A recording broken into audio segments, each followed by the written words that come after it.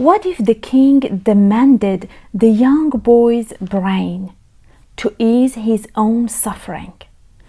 In this tale of cruelty and sacrifice, a father must confront his horrifying reality to save his family and his people. In ancient times, where legends roam, in magical Kurdistan, a cherished home, once called Mesopotamia, rich and wide, the roots of Nowruz in its heart reside. The Kurds were known as Guti, Kardukh, and Madian. Strong and kind-hearted, their spirits were like a guardian. In those days, there was a cruel king named Dahak, who ruled over the land of Kurds and many others. He was unkind and harsh, especially towards the Kurds, who refused to obey him. Long before he became king, Dahak had fought against the Kurds in battles, losing many times and suffering great losses. When he finally got the power, his heart was filled with hatred. Instead of showing mercy, he sought to expand his kingdom by attacking other groups, causing pain and suffering wherever he and his army went. Dahak's region was marked by fear as he tried and crushed whoever opposed him. After a long time of ruling with cruelty and making his people suffer, King Dahak fell gravely ill in one winter night. Pain shrugged through his body. He started screaming, crying out of his suffering, yelling, asking for help, calling for his servants and doctors. When everyone came and surrounded him, he said, "Help me. I have never experienced such a pain. It's like two giant snakes have arisen on my both shoulders and eating me alive." As he was screaming and talking about the suffering that he was in, the doctor started taking his clothes off to look at his back. As soon as they saw his body, everyone stepped back in fear and confusion. Nobody knew what is that, where it came from. After a long time King's suffering, he realized that there is nothing the doctors and everyone in his presence could do, as they all looked confused and terrified just like him. He couldn't bear his pain. He yelled and screamed with all his might and asked everyone to leave. He was disappointed and angry that no one could help him. The two prime ministers came forward. One of them said, "Your Majesty, we know a doctor, a man who can heal any illnesses, that makes potion out of poison. If there is anyone that can help you with this, it will be him, no one else." King, hearing that, a sparkle of hope rose in his eyes, and he yelled, "Why are you waiting for? Go and grab him for me. Waste no time, as I can't bear this pain anymore." The doctor came. He was very strange and weird looking. He dressed differently with his long hair, long beard and mustache. He walked toward the king. After some time of looking at his bag, he finally started talking. "Your Majesty, this illness is ancient, a curse from long time ago that has faded from memories. That is why no one could find out what it is, but I know all about it, and I know the potion that will ease your suffering." Hearing that, Dahak asked him, "Give me the answer. What is the potion?" The doctor said, "This potion is nothing but the brain of a young boy, a boy that is in his 10 and 14 years old. The brain of a young boy is the only portion that can ease your suffering. Hearing that, the hawk yelled at the guards and said, "What are you waiting for? Waste no time. Get out of this castle and bring me the brain of a young boy.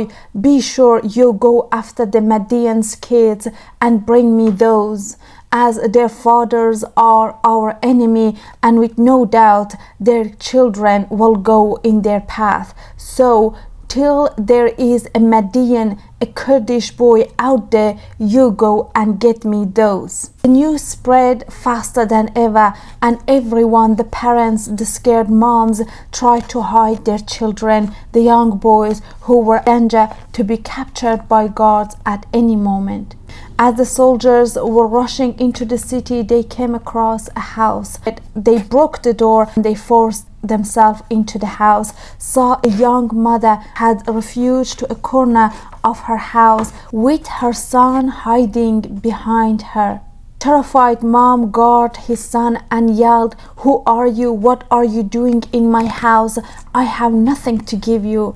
The soldier yelled back and said, "Without wasting our time, give us your son. He needs to be sacrificed for the king." The young mother's heart sank, but she wasn't so easy. She held onto her son and fought back. With too many soldiers and she was alone, she was overwhelmed by them, and soon they took her son out of her arms. The boy was captured. They tied his hand and they carried him to the castle. The boy seen himself in front of stone-hard executioner who was waiting for him to take his life. The boy stood firmly, raised his head and spat on executioner's face and yelled, "I hope the king dies. He wants to live on our blood. One day soon my people will rise and you have to pay for what you have done, and that day is not far along." The executioner got very angry and mad, his face twisted. He rose his weapon with heart made of stone. He took that young boy's life forever. They took his brain to the doctor and he made a potion out of it. Then he put that on the king's both shoulder, and after a while the pain eased. So every day, to ease his pain, the guards and soldiers would go after Median's kids, hunting them for their king. After a while, the people got really mad and frustrated, and finally they went to a man, a very brave man among them, who they respect him a lot, and they would follow his word no matter what. That man named Kawe, he was a blacksmith. He had 7 sons, and all of them would do the job together as a family. He was not only known by his job making excellent, strong weapons, but also he was known for his bravery, a great warrior who any war that he was attended would end up with victory with no doubt. As they were all sitting down around him, an elderly man said, "Kawe, you tell us, my son. I am 70 years old and I cannot accept these cruel men to be our king and run our land. He has no mercy, no empathy for us, especially for our children and young boys. For how long we should obey him?" Kawe, listening to the man, he raised his hand and said, "I know your pain, I know your suffering, but now is not the time. We have to get to him first, otherwise it's a slim chance for us to defeat him and his army. Wait for the right day, take the young boys out of the city and villages and send them to the mountains. Ask them to train there until the day comes. I promise you the day is not far along. Be ready, so when it comes, we will face this cruelty and we will bring it down, regain our freedom and our land." With that, people left his house to do what he said, to take their sons to the mountain, so there will be no boys for the guards and army to take. But he kept his son next to him. He was a brave and known man. Dahak and his army knew well that facing him will cost them a lot. Kawe had 7 sons. All of them were strong and known for being great warriors. Kawe, with their help, kept continuing making weapons day and night without stop. On 19th of March, as Kawe and his sons were busy working, he heard and the soldiers calling out for him. He asked his sons to stay inside.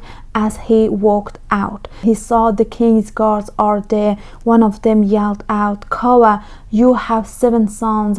All of them are like eagles and brave lions. We want only one of them for the king to sacrifice him. As our king is in great pain and suffer, we can't find any boys, so we had to come here. You need to obey the order of the king so you will be safe and face no punishment." As the guard were saying those words, he was stepping back as Kawe was stepping forward.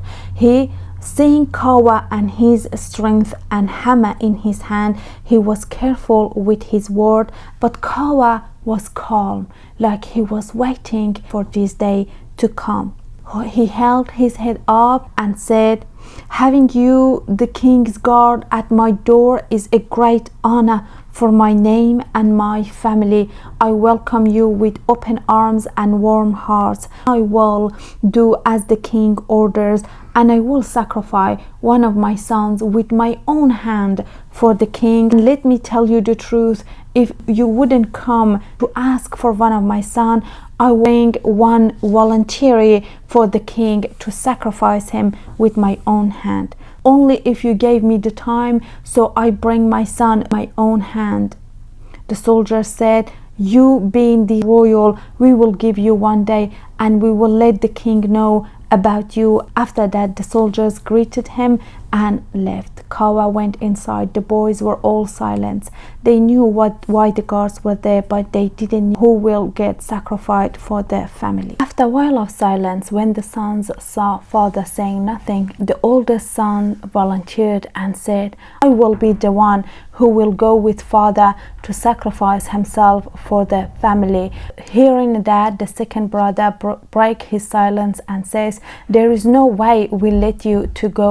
You are our oldest brother. You are a brave man and our family will need you. You are the one who will take our dad's place.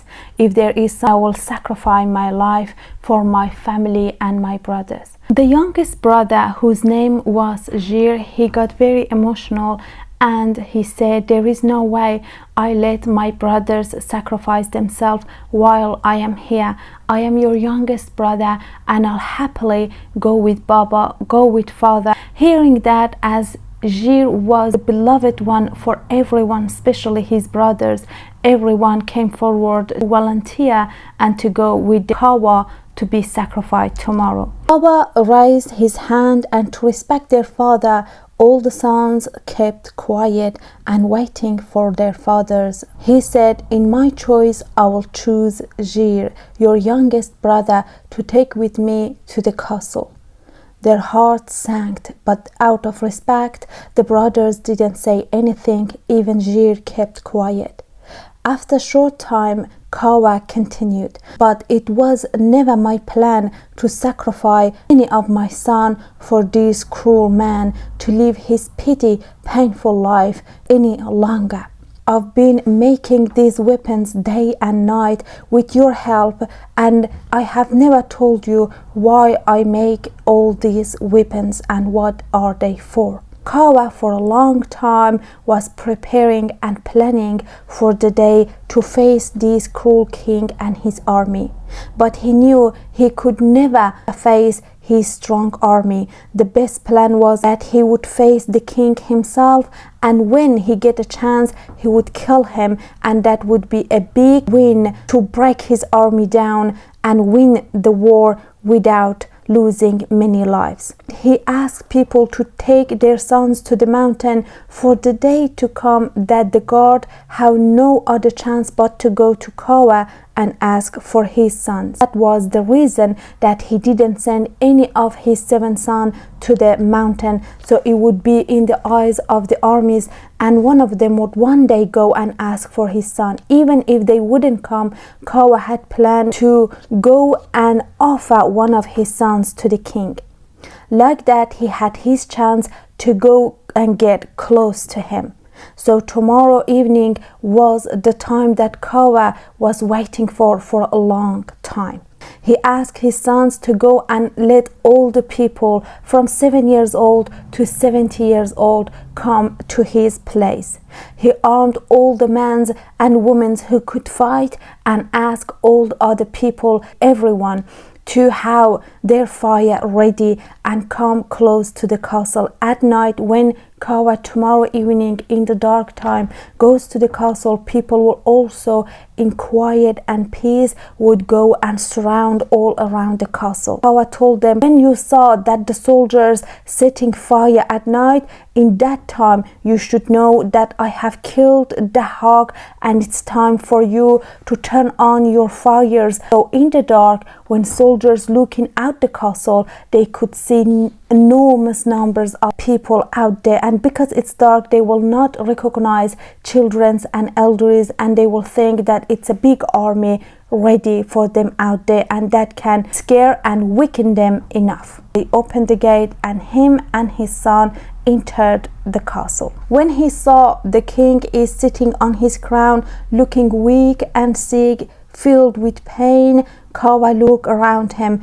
At that time, there were only servants and a few guards and some doctors, as the hawk didn't want the rest of his men see him when he is in pain. He walked toward the king and said, Your Majesty, today I have came to and brought with myself the medicine, the potion that will ease your pain. He put his hand on his son's shoulder, mentioning him to the king. The hawk was very pleased to see him. He knew if Kawe, which one of the most famous and known men in among the Medians, come and bring his son himself, will weaken the strength of other Kurdish and Median, and it will make them to not stand up against him. So he welcomed Kawe to come forward. As Kawe walked forward, he said, As I promised to you, I have brought a potion for your illness, but Your Majesty, the potion is not my son.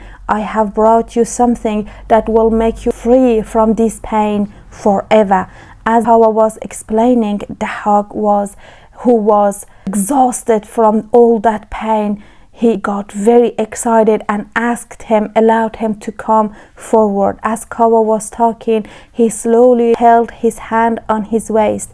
His son Jir realized that his father is going for the dagger, so he got ready. As Kawe went forward, when he saw he is close enough, he grabbed on his dagger and he attacked on the hawk. There was no chance for any guard or anyone else to save the hawk from Kawe's hand in that moment. Kawe raised his dagger above the hawk's head and said, From now on, you will never harm or kill any, so you can live your cruel life.